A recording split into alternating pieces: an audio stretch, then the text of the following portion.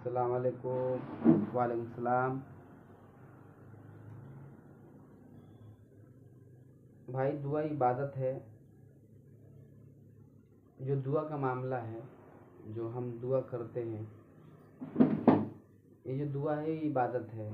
इसको अल्लाह के रसूल करीम सल्लल्लाहु अलैहि वसल्लम ने इसको दुआ को इबादत करार दिया है। अद्दुआ हुवल इबादा। सूरह अबू दाऊद के हदीस में आपको ये हदीस मिल जाएगा। जामिया तिरमिजी ने भी इसको नकल किया है। जामिया तिरमिजी में हदीस नंबर है 33 और 72। दुआ इबादत है। हजरत नुमान बिन बशीर रज़ी अल्लाह ताला अन्हु से रिवायत है, उन्होंने फरमाया कि रसूल सल्लल्लाहु अलैहि वसल्लम फरमाया, दुआ इबादत है। दुआ इबादत है। हदीस के रावी कौन है? हजरत नुमान बिन बशीर रज़ी अल्लाह ताला अन्हु फरमाते हैं कि दुआ इबादत है। और ये हदीस बयान करने के बाद में सूरह मोमिनीन के आयत नंबर 60 का उन्होंने तिलावत किया था। वो आयत क्या थी? सूरह मोमिन आयत नंबर 7, वक़ालू रब्बुकुम उदूनी अस्तजिब लकुम, कि हमारा रब फरमाता है कि ए मेरे बंदो, तुम मुझे ही पुकारो, मैं तुम्हारा पुकार सुनूंगा।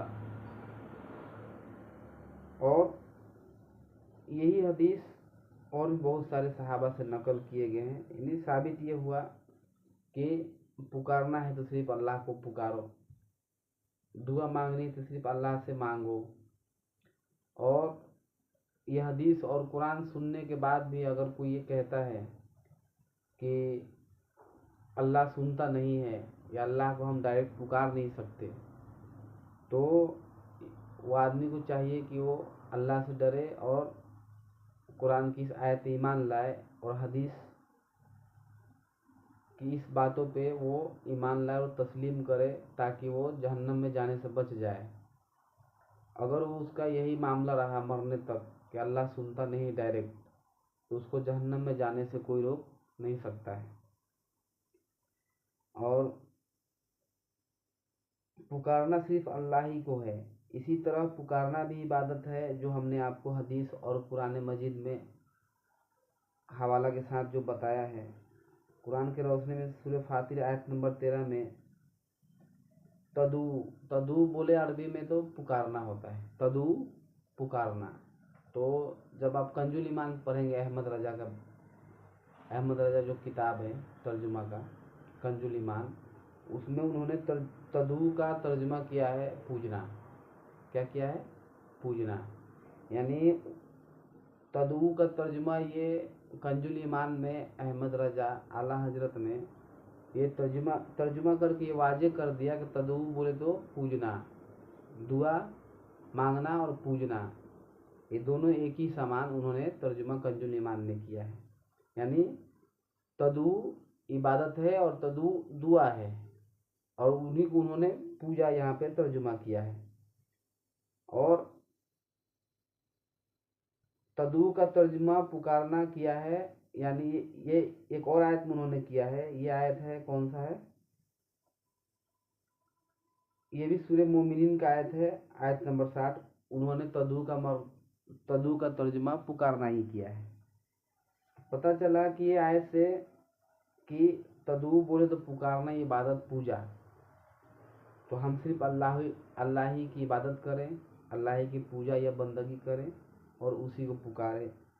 और जो लोग कहते हैं कि अल्लाह सुनता नहीं है, और भाई का जो कल का जो सवाल था कि छत पे चढ़ने के लिए सीढ़ी की ज़रूरत होती है, जी भाई आपकी बात तो सही है, छत पे चढ़ने के लिए सीढ़ी की ज़रूरत होती है, लेकिन मामला यहाँ छत वाला नहीं है। क्योंकि सीढ़ी वहाँ लगती है जहाँ हम जहाँ चढ़ नहीं सकते और जहाँ जा नहीं सकते। लेकिन अल्लाह तो हमारा करीब है। अल्लाह फरमाते हैं कुरान मजीद में कि वही जैसा अल्लाह का इबाद अन्नी फ़इन्नी करीब उजीबु दावत दाई जदान। ए नबी, जब मेरे बंदे जब आपसे सवाल कर रहे हैं कि अल्लाह कहाँ है, तो आप कह दो कि करीब है, और वो तुम उसको पुकारते हो तो तुम्हारा पुकार भी सुनता है। और कितना करीब है अल्लाह तबारक ताला ने हमें ये भी बताया, नहनु अक़रब इलैहि मिन हब्लिल वरीद, हम तुम्हारे सेहरक से भी ज़्यादा करीब हैं। तो भाई आप खुद सोचे कि आप सीढ़ी कहाँ लगाओगे। जो रब तुम्हारा सेहरक से भी ज़्यादा करीब है और वो खुद कह रहा है कि मुझे पुकारो, मैं तुम्हारा पुकार सुनूंगा। सूरह मोमिन आयत नंबर 60 में, और अल्लाह के रसूल करीम सल्लल्लाहु अलैहि वसल्लम फरमा रहे हैं कि पुकारना दुआ है, यानी दुआ जो है वो इबादत है, पुकारना इबादत है, और इबादत सिर्फ अल्लाह को ही करनी चाहिए। तो आपका सवाल का जवाब यहाँ पे इख्तिताम पहुँचा।